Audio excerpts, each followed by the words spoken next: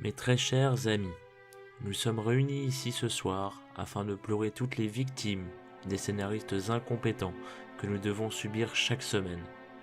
Tout cela commença par Emma, puis Hugo, sans oublier Spectre qui est justement oublié par tous.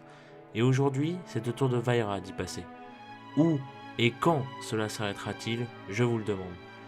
C'est avec une profonde amertume que je vous demande aujourd'hui de vous repentir à la mémoire de ces défunts et de leur triste sort, sûrement irréversible malgré les 2 ans et demi à venir. Merci de votre compréhension et place à la review.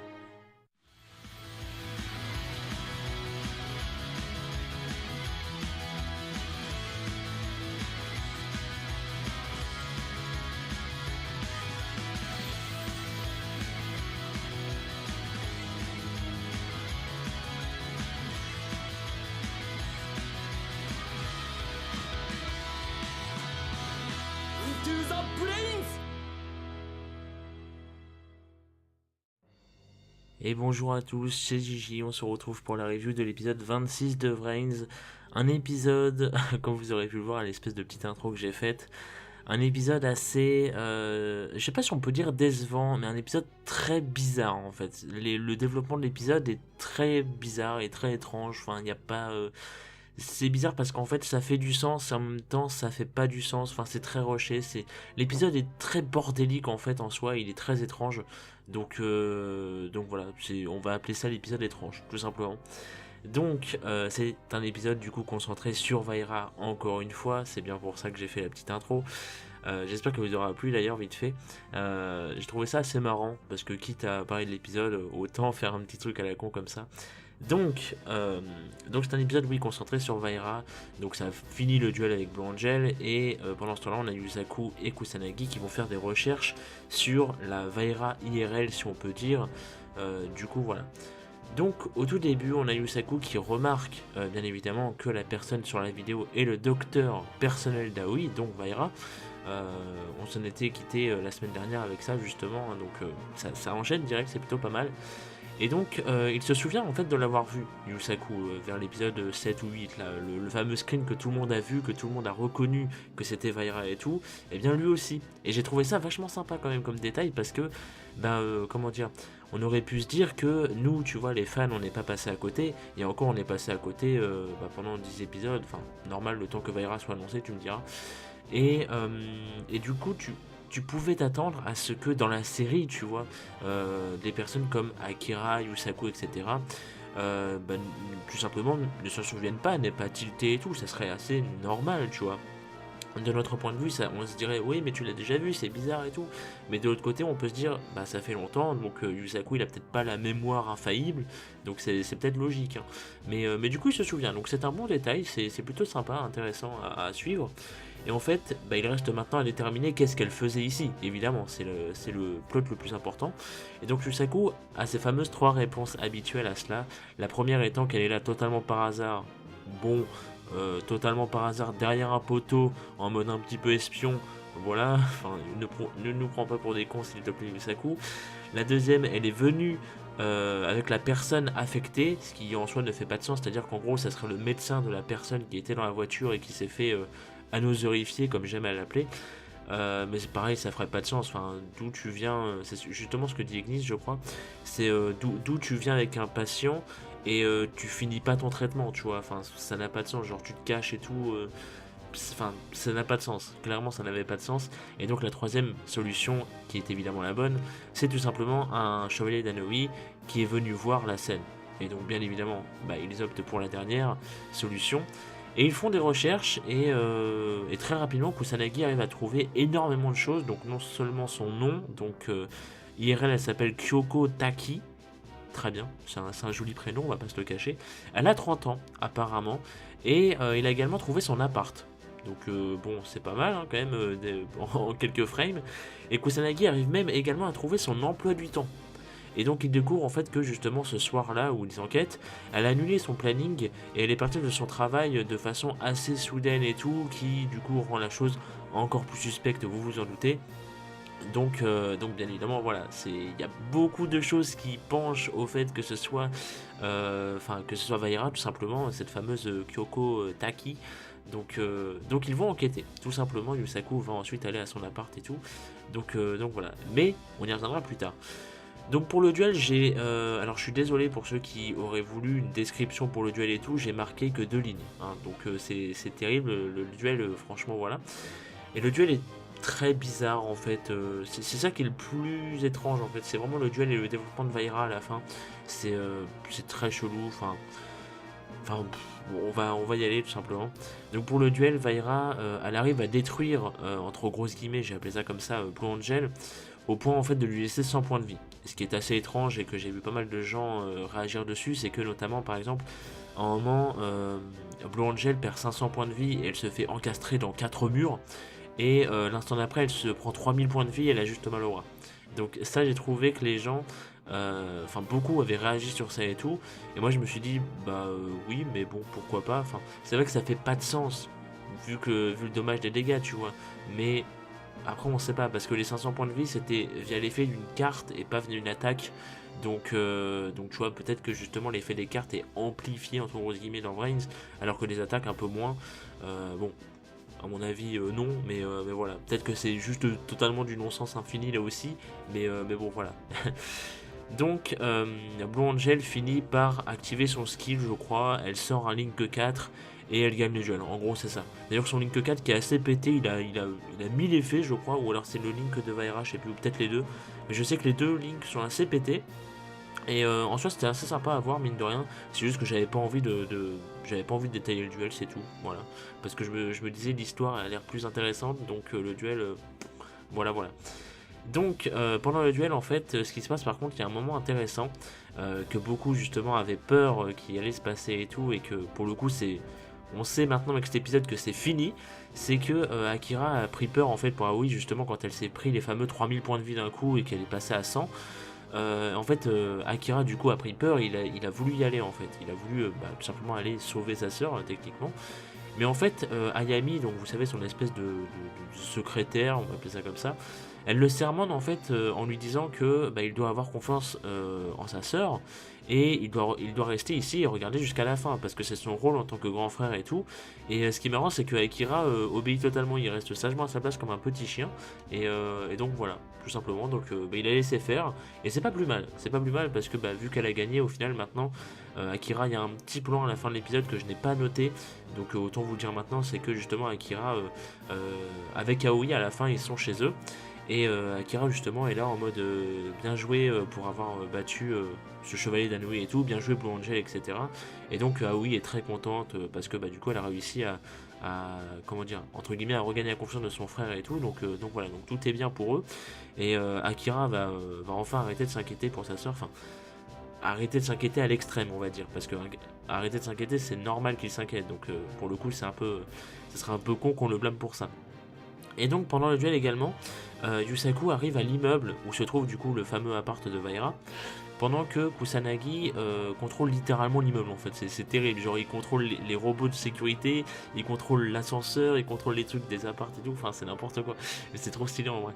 Et donc Yusaku rentre donc par effraction, évidemment, dans l'appart de Vaira, il fouille toutes les pièces en n'y trouvant absolument rien, évidemment, sauf comme par hasard la dernière pièce où il voit justement Taki, on va l'appeler Taki, puisque c'est son perso IRL, devant plein d'écrans de contrôle en fait, et donc plein d'écrans qui montrent bien Blue Angel et tout, et ça montre également qu'elle est inconsciente IRL et qu'elle se trouve dans Vrails. Vous savez, il y a l'espèce de bulle qui fait que tu te trouves dans Vrails et tout, et donc bien évidemment ils savent que c'est elle, maintenant il n'y a plus aucun doute. Et donc ce qui se passe, c'est que petit retour à Vrains, Vaira en fait libère toutes les victimes d'Another après le duel en parlant en fait à Blue Angel. Elle se décide tout simplement de libérer tout le monde du syndrome d'Another et tout, et en lui disant que grâce à elle, donc grâce à Blue Angel, Vaira aurait retrouvé un petit peu d'espoir dans ce monde. Et elle explique en fait que quand elle était jeune, et là on a un petit flashback, on a 3 images en flashback plutôt. En fait, elle avait beaucoup apparemment d'espoir et de confiance en elle, et même dans le monde en général. Et en fait, elle voulait opérer, pas opérer le métier, mais vraiment l'expression opérer pour un futur meilleur tout simplement et tout. Elle voulait que son travail comment dire, elle voulait aider le monde du futur bah, à bien prospérer, quoi, tout simplement. Par contre, il y a un truc, et ça, je trouvais ça assez intéressant, mine de rien, malgré tout le truc de Vaira qui est assez, on va pas se le cacher, c'est extrêmement rushé. Tu te dis, comment juste elle te bat. Tu es l'ennemi des Anoui et ensuite vous parlez tranquillement comme Emma et Yusaku. Enfin, genre, à quel moment? Enfin, est-ce qu'on a manqué quelque chose, les gars? Prévenez-moi, parce qu'il y a quelque chose qui manque là, peut-être dans le screen. Il manque peut-être, je sais pas, 30 épisodes. Enfin, non, pas 30 épisodes, j'allais dire 30 minutes, pardon. Mais c'est assez bizarre parce qu'en fait, c'est très rushé. Dans le sens où tu te dis, Vaira, elle est quand même assez vénère. C'est quand même une boss. Et Blue Angel est censé la détester. Et là, bah, elle peint tranquillement, toutes les deux. Et tu te dis, mais oui, mais en fait, c'est c'est pas gênant, mais c'est que ça fait pas de sens maintenant, en fait. Faudrait que ce soit plus développé. En fait, c'est ça le truc, c'est pas que c'est une mauvaise chose, attention. C'est juste que ça manque de développement. Et sur le coup, tu te dis, oui, mais pourquoi faire ça maintenant? Vous pouviez faire ça dans 2 épisodes. Vous avez le temps, surtout si en plus, parce qu'on a vu les spoilers, surtout si l'épisode 29, ça va être un épisode récap, mais supprimez l'épisode récap et faites-nous un épisode justement où Vaira et Faust se développent. Et donc là ensuite on aurait du développement, donc on aurait du sens pour ce genre de scène, justement. Donc c'est pour ça que ça m'a un peu gêné parce que je me disais, ok, je comprends le but, dans le sens où bah, ça développe Vaira, mais c'est pas un peu trop tôt les gars? Enfin je sais pas, c'est bizarre. En soi ça m'a pas gêné, ce qui m'a gêné c'est que justement c'est trop tôt encore une fois en fait. Mais l'idée en soi était sympa, elle était pas mauvaise et tout. Et puis ça devait se faire, hein. On le savait tous que ça allait finir comme ça. Mais je m'attendais pas aussitôt, je pensais que ça allait se faire ouais, dans quelques semaines. Donc voilà. Et donc oui, ce que je disais avant d'ouvrir cette parenthèse, désolé, c'est que par contre elle ne se souvient pas quand est-ce que sa fameuse volonté d'aider pour un futur meilleur, etc. Elle ne se souvient pas, pardon, quand est-ce que cette volonté-là a changé. Et je trouvais ça intéressant comme phrase, parce qu'elle se demande elle-même, mais quand est-ce que j'ai changé de motivation en fait? Et j'ai trouvé ça trop stylé parce que tu te dis du coup, euh, enfin tu sais quand est-ce que ça s'est fait quand elle a rejoint les Anoïs du coup, mais comment est-ce que ça s'est fait? Est-ce que c'est une rencontre avec Faust? Est-ce que c'est Revolver qui l'a manipulé entre gros guillemets? Qu'est-ce que c'est? Et je me dis ça c'est une phrase qui fait que ça va être développé plus tard. Donc on a encore de l'espoir, donc c'est intéressant. Voilà, voilà. Donc c'est pour ça que je voulais vraiment revenir là-dessus et tout, et que je voulais bien développer cette idée que j'avais autour de cette phrase. Mais du coup voilà, donc c'est pas totalement perdu pour Vaira, mais en tout cas ils l'ont beaucoup trop rushé pour cet épisode, et c'est terrible parce que c'est triste en fait, et du coup maintenant Vaira n'est... Enfin, ça m'étonnerait beaucoup que Vaira soit encore crédible aux yeux de pas mal de monde maintenant, ce qui serait logique. Ce qui est un peu mon cas aussi, c'est-à-dire que j'apprécie toujours Vaira, mais quand tu vois un développement comme ça, tu te dis, mais non les gars, c'est trop rapide. Mais le pire c'est que le développement de Vaira était ultra facile à deviner. Vous aviez juste à la faire...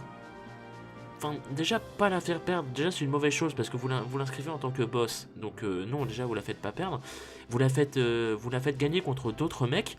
Ensuite, genre d'autres randoms, tu vois, mais des randoms un peu haut placés, tu vois, genre elle aurait pu... Je sais pas, elle aurait pu... Tiens, voilà, ça aurait été génial pour les placer. Vaira affronte Ghost Girl, tu vois. Elle bat Ghost Girl. Ensuite, Blue Angel arrive et là, elle bat Vaira. Et là, c'est crédible parce que non seulement Blue Angel a pris sa revanche contre les Anoïs, mais en plus, Vaira, on l'a bien placée en tant que boss parce que Ghost Girl, tu vois, c'est pas une random.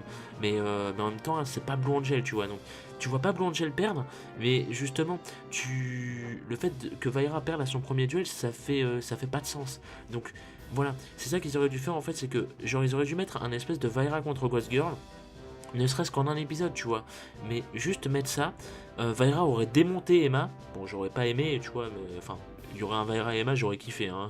On va pas se mentir, mais elle aurait démonté Emma, et ensuite Blue Angel serait venue justement parce que encore une fois ça fait beaucoup de sens, parce que Emma a aidé Blue Angel à se retrouver, à se ressourcer, j'allais dire, bon, vous m'avez compris.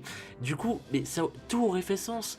Vaira aurait affronté Blue Angel ensuite, Et donc du coup Vaira là aurait perdu et là aurait compris le développement et tout aurait été normal en fait, tout aurait été normal. Et c'est pareil ce que je pense qu'ils auraient dû faire avec Faust. Bon, on n'y est pas encore, mais on sait que ce sera pas fait maintenant à cause des spoilers, enfin je pense. Euh, c'est que Faust, pareil, ils auraient pu lui faire affronter Go. Et il aurait pu battre Go justement après que Go ait battu Genomu, tu vois. Parce que Go ait battu Genomu, d'accord. Donc ça fait que t'as un espèce de boss en moins. Donc ça fait que tu places Go en tant qu'adversaire puissant pour les Anouilles. Ensuite, tu fais que Vost, enfin tu fais en sorte que Vost détruise Go. Ça veut dire que tu places en plus Vost encore plus fort. Donc c'est vachement bien pour le statut de boss d'Anouilh, encore une fois. Et donc ensuite, Playmaker arrive et là bat Faust. Et là, on est content. Et là, il y a un développement qui se fait. Et là, là, tout fait sens en fait. Le développement ensuite, après la défaite, fait sens. Et en plus, on nous les a placés en tant que boss. Alors que là, Vaira et Faust, Vaira, elle a perdu directement son premier duel contre Blue Angel. Je suis désolé de vous spoiler, mais on sait que Faust va probablement perdre son premier duel face à Playmaker. Donc, bah c'est chiant. C'est chiant en fait, parce que tu te dis, ils sont pas placés en tant que, enfin, ils sont placés en tant que boss, mais ils ne sont pas crédibles en tant que boss en fait. Donc c'est ça qui est chiant et je trouve ça vraiment dommage pour le cas de Faust et de Vaira, surtout que, vous voyez, même moi j'y ai pensé, c'est facile à faire. C'est vraiment facile à faire, surtout dans le Yu-Gi-Oh! C'est facile de rendre un méchant crédible et en même temps de le développer après. Ça demande pas 1000 épisodes. Juste, ça demande un bon développement, chose que Vrins n'a pas. Et ça m'énerve en fait de voir que après 25 épisodes, Vrens il y a encore des grosses lacunes comme ça d'écriture. Et je me dis, enfin surtout pour des boss quoi, c'est terrible. Et ça m'énerve. Voilà, voilà. Fallait que je le dise. Donc voilà, c'est ma pensée globale sur l'épisode. Moi qui savais pas au début comment interpréter l'épisode, voilà, j'ai réussi, donc je suis content. En pleine review, j'ai réussi. Et donc voilà, donc cette parenthèse encore une fois étant fermée. Excusez-moi d'avoir un peu débordé là-dessus. Et donc après cela, dans l'épisode, on a Revolver qui, alors ça j'ai pas trop, enfin j'ai pas su trop décrire la scène en fait. C'est-à-dire que en fait on voit, comment dire, on voit, comment elle s'appelle, on voit Vaira pardon qui se déconnecte de Vrains, mais qui n'apparaît pas dans le monde réel. Elle ne se réveille pas IRL en fait. Et donc en fait on voit un plan avec Revolver dans Vrains. Qui met sa main devant ses yeux et qui en fait en baissant sa main ça fait fermer les paupières de Vaira. Et donc apparemment il l'aurait rendue inconsciente. Je ne sais pas trop comment, mais en gros voilà. Afin qu'elle ne se déconnecte probablement jamais de Vrain. Je pense que du coup maintenant c'est elle qui a le cas d'Another.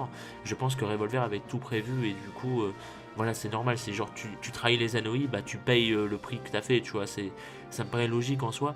Et donc voilà. Et en fait, ce qui est marrant, c'est que, enfin, ce qui est beau surtout, c'est qu'elle savait en fait, Vaira, que ça allait arriver si jamais elle libérait les âmes d'Another. Mais en fait, selon Kusanagi, apparemment, elle devait se sentir coupable et donc elle a fait ça probablement pour se racheter plus tard et tout. Donc ça encore, c'est sympa parce que ça veut dire qu'on aura probablement un autre développement plus tard avec Vaira. Donc pourquoi pas, moi j'attends de voir. Après j'espère que ça sera pas juste un truc oui je reviens et tout mais je suis bonne à rien comme la plupart des femmes de Yu-Gi-Oh, donc ça on se ferait chier.